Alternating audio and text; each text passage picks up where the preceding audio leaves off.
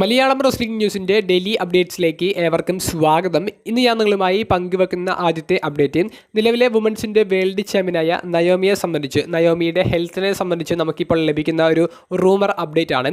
ഈ ചൊവ്വാഴ്ച നടക്കാൻ പോകുന്ന റോ എപ്പിസോഡിൽ നയോമി അപ്പിയറൻസ് നടത്തുന്നുണ്ട് എന്നുള്ളത് WWE തന്നെ ഇപ്പോൾ സ്ഥിരീകരിക്കുന്നു. നയോമി ആ താരത്തിൻ്റെ ഭാവിയെ സംബന്ധിച്ചുള്ള അപ്ഡേഷൻ പങ്കുവെക്കാൻ വേണ്ടിയിട്ടാണ് ഈ ഒരു അപ്പിയറൻസ് നടത്തുന്നതും എന്ന് നമുക്ക് കേൾക്കാൻ സാധിക്കുന്നുണ്ട്. കഴിഞ്ഞ റോ എപ്പിസോഡിൽ നയോമിക്ക് മത്സരം കളിക്കേണ്ടതായിരുന്നു. എന്നാൽ റോ എപ്പിസോഡ് ആരംഭിക്കുന്നതിന് മണിക്കൂറുകൾക്ക് മുൻപ് നയോമിക്ക് മെഡിക്കൽ ക്ലിയറൻസ് ലഭിച്ചിട്ടില്ല എന്ന് പറഞ്ഞ് നയോമിയെ മാറ്റി നിർത്തുകയായിരുന്നു. ഇഞ്ചുറി എത്തരത്തിലാണ്, ഇഞ്ചുറി എവിടെയാണ് എന്നൊന്നും നമുക്ക് അറിയാൻ സാധിച്ചിട്ടുണ്ടായിരുന്നില്ല. എന്നാൽ ഒരു പരിക്കാണെന്ന് നമ്മൾ പ്രതീക്ഷിച്ചു. എന്നാൽ പിന്നീട് പുറത്തേക്ക് വന്ന വാർത്തകൾ, ഒരു റൂമർ നയോമി പ്രഗ്നൻ്റ് ആണ് എന്നാണ് നമുക്ക് കേൾക്കാൻ സാധിച്ചത്. അപ്പോൾ ഈ പ്രഗ്നൻസി അല്ലെങ്കിൽ പ്രഗ്നൻ്റ് ആയിട്ടുള്ള നയോമി ഈ ടൈറ്റിൽ റിലിക്വിഷ് ചെയ്യുന്നതിൻ്റെ ഒരു അപ്ഡേറ്റ് ആയിരിക്കും റോ എപ്പിസോഡിൽ വന്നിട്ട് പങ്കുവെക്കാൻ പോകുന്നത് എന്നുള്ളൊരു രീതിയിലുള്ളൊരു വാർത്തയും ഇപ്പോൾ സോഷ്യൽ മീഡിയയിൽ കറങ്ങി നടക്കുന്നുണ്ട്. ഒന്നിനും സ്ഥിരീകരണം ലഭിച്ചിട്ടില്ല. റോ എപ്പിസോഡ് കണ്ടാൽ മാത്രമേ നമുക്കത് മനസ്സിലാക്കാനും സാധിക്കുകയുള്ളൂ. കൂടാതെ ഇതിൻ്റെ ഒരു സാധ്യത വർദ്ധിപ്പിക്കുന്ന മറ്റൊരു അപ്ഡേറ്റും സോഷ്യൽ മീഡിയയിൽ നിന്ന് നമുക്ക് ലഭിച്ചിട്ടുണ്ട്. നയോമി പ്രഗ്നൻ്റ് ആണ് എന്ന് പറഞ്ഞുകൊണ്ട് ഒരു ഫാൻ ട്വിറ്റർ പേജ് പങ്കുവെച്ച ഒരു പോസ്റ്റ്, അതിനൊരു മറുപടിയായിട്ട് അമേരിക്കൻ സെലിബ്രിറ്റി ആയിട്ടുള്ള ഒരു റാപ്പർ കൺഗ്രാജുലേഷൻസ് ജിമ്മി എന്ന് പറഞ്ഞുകൊണ്ട് ജിമ്മി ഊസോയെ ടാഗ് ചെയ്യുന്നുണ്ട്. നയോമിയുടെ ഹസ്ബൻഡാണ് ജിമ്മി. അപ്പോൾ ജിമ്മി അച്ഛനാകാൻ പോകുന്നു എന്നുള്ള രീതിയിൽ ജിമ്മി ഊസോയ്ക്ക് അഭിനന്ദനങ്ങൾ നേർന്നുകൊണ്ടുള്ള ഒരു പോസ്റ്റാണ് അദ്ദേഹം പങ്കുവച്ചിട്ടുള്ളത്. അപ്പോൾ ഈ പുറത്തേക്ക് വന്ന റൂമേഴ്സ് ശരിവെക്കുന്ന രീതിയിൽ തന്നെയാണ് കാര്യങ്ങളുടെ പോക്ക് എന്നുള്ളത് നമുക്ക് മനസ്സിലാക്കാൻ സാധിക്കുന്നുണ്ട്. കൃത്യമായി പറഞ്ഞാൽ 2020 ബെക്കി ലഞ്ച് പ്രഗ്നൻ്റ് ആയപ്പോൾ അന്ന് ആസ്കയ്ക്ക് ആ ഒരു ചാമ്പ്യൻഷിപ്പ് കൊടുത്ത് പിന്നീട് ബെക്കി ലഞ്ച് മാറുന്നതും ഇതുപോലെ നയോമിയും മാറി നിൽക്കാൻ പോകുന്നു എന്നുള്ള ഒരു രീതിയിലേക്കാണ് കാര്യങ്ങൾ പോകുന്നത് എന്നുണ്ടെങ്കിൽ പുതിയ ചാമ്പ്യൻ ആരായിരിക്കും എന്നുള്ള ഒരു ചോദ്യം ബാക്കിയുണ്ട്. നിലവിലെ നമ്പർ 1 കണ്ടൻഡറായ സ്റ്റെഫിനി വെക്കേറിനെ പുതിയ ചാമ്പ്യനായിട്ട് പെട്ടെന്ന് അനൗൺസ് ചെയ്യാൻ സാധ്യതയില്ല. ചിലപ്പോൾ ഒരു ബാറ്റിൽ റോയലിലോ അല്ലെങ്കിൽ ഒരു മത്സരമോ ഈ പുതിയ ചാമ്പ്യനെ കണ്ടുപിടിക്കുന്നതിന് വേണ്ടി ക്ലാഷ് ഇൻ പാരീസിലേക്ക് കൺഫേം ചെയ്യാൻ സാധ്യതയുണ്ട്. കൂടുതൽ അപ്ഡേഷൻസ് റോ എപ്പിസോഡ് കണ്ടു തന്നെ അറിയാം. രണ്ടാമത്തെ update new Japan pro wrestling എന്ന് പറയുന്ന കമ്പനിയെ സംബന്ധിച്ചാണ്.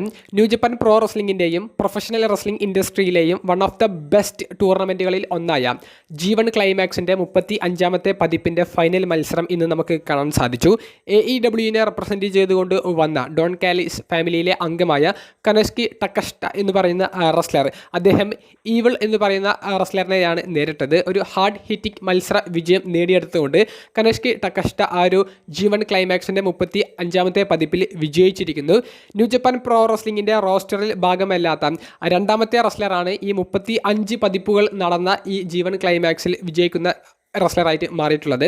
അതായത് ഇതിനു മുൻപ് 2011 മറ്റൊരു റെസ്ലർ ന്യൂ ജപ്പാൻ പ്രോ റെസ്ലിംഗിൻ്റെ കോൺട്രാക്റ്റ് ഇല്ലാത്ത ഒരു സമയത്ത് തന്നെ G1 ക്ലൈമാക്സ് വിജയിച്ചിട്ടുണ്ടായിരുന്നു. അതിനുശേഷം ഇപ്പോൾ ടക്കസ്റ്റയാണ് ആ വിജയം കരസ്ഥമാക്കുന്ന മറ്റൊരു റെസ്ലർ. ഒരു ഗംഭീര മത്സരം തന്നെയായിരുന്നു. ഇനി അടുത്ത വർഷം നടക്കാൻ പോകുന്ന റെസ്ൽ കിങ്ഡം എന്ന് പറയുന്ന ന്യൂ ജപ്പാൻ പ്രോ റെസ്ലിംഗിൻ്റെ റെസ്ൽമേനിയ ടൈപ്പുള്ള ഇവൻറ്റിൽ ടക്കസ്റ്റയ്ക്ക് ഒരു മെയിൻ ഇവൻറ്റ് മത്സരം ലഭിക്കുമെന്നുള്ളതും 100% ഉറപ്പായിട്ടുണ്ട്. ന്യൂ ജപ്പാൻ പ്രോ റെസ്ലിംഗ് പഴയ പ്രതാപത്തിലേക്ക് തിരികെ വരാൻ പോകുന്നു എന്നുള്ളതിൻ്റെ സൂചനകളും നൽകിയിട്ടുണ്ട്. മൂന്നാമത്തെ അപ്ഡേറ്റ് സെലിബ്രിറ്റി പ്രൊഫഷണൽ റെസ്ലറായ മുൻ യുണൈറ്റഡ് സ്റ്റേറ്റ്സ് ചാമ്പ്യനായ ലോഗൻ പോളിനെ സംബന്ധിച്ചാണ്. ലോഗൻ പോളിൻ്റെ വിവാഹം കഴിഞ്ഞിരിക്കുന്നു. താരം തന്നെയാണ് സോഷ്യൽ മീഡിയയിലൂടെ ഈ ഒരു അപ്ഡേറ്റ് പങ്കുവച്ചിട്ടുള്ളത്. ഏറെക്കാലമായി ലോഗൻ പോളിൻ്റെ ഗേൾഫ്രണ്ട് ആയിരുന്ന വ്യക്തിയെ തന്നെയാണ് ലോഗൻ പോൾ വിവാഹം കഴിച്ചിട്ടുള്ളത്. ഇരുവരുടെ ബന്ധത്തിൽ ഇവർക്ക് കുട്ടിയുണ്ട്.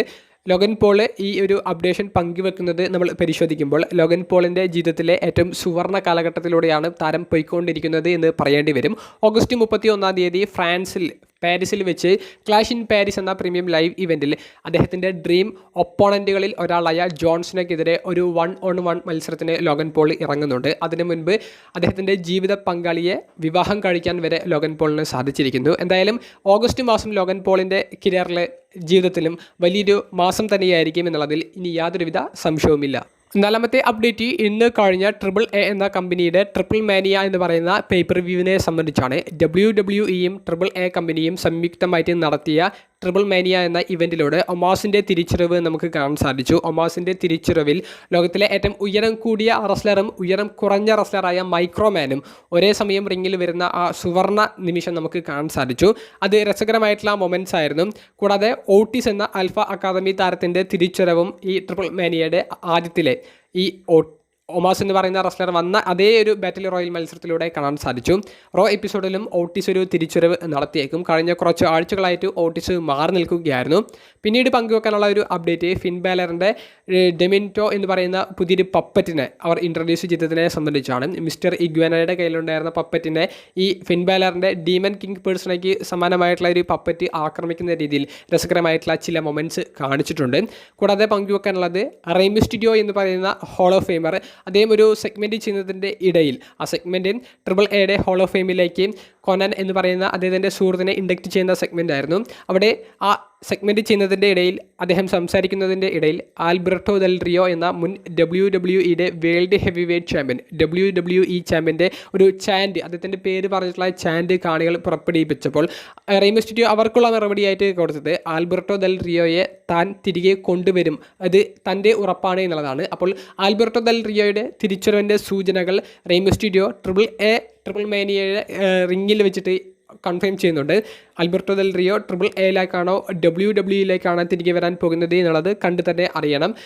ഈ ട്രിപ്പിൾ മേനിയ എന്ന് പറയുന്ന ഷോയ്ക്ക് മുൻപ് നടന്ന ഒരു ബിഗ്ഗസ്റ്റ് ഷോയിൽ അവിടെ കരിയർ വേഴ്സസ് ടൈറ്റിൽ മത്സരത്തിൽ ആൽബർട്ടോ ദെൽ റിയോ അദ്ദേഹം കരിയർ മത്സരത്തിൽ പരാജയപ്പെട്ട് ട്രിപ്പിൾ എ കരിയർ അവസാനിപ്പിച്ചതാണ്. പിന്നീട് നമുക്ക് അറിയാൻ സാധിച്ചത് അദ്ദേഹത്തിൻ്റെ കോൺട്രാക്റ്റ് എൻഡ് ചെയ്തു എന്നുള്ള നിലയിലാണ്. റേ മിസ്റ്റീരിയോ ഇത്രയും പോസിറ്റീവായിട്ടുള്ള ഒരു അപ്ഡേറ്റ് പങ്കുവെക്കുമ്പോൾ ചിലപ്പോൾ ഒരു തിരിച്ചുവരവ് കാണാൻ സാധിച്ചേക്കാം എന്നുള്ളൊരു പ്രതീക്ഷയുണ്ട്. പക്ഷേ WWE നിലവിൽ ആൽബർട്ടോ ദെൽ റിയോയെ തിരികെ കൊണ്ടുവരുന്നതിൽ വലിയ ഒരു താല്പര്യമില്ല എന്ന് നമുക്ക് കേൾക്കാൻ സാധിക്കുന്നുണ്ട്. കാര്യങ്ങൾ കണ്ടു തന്നെ അറിയാം.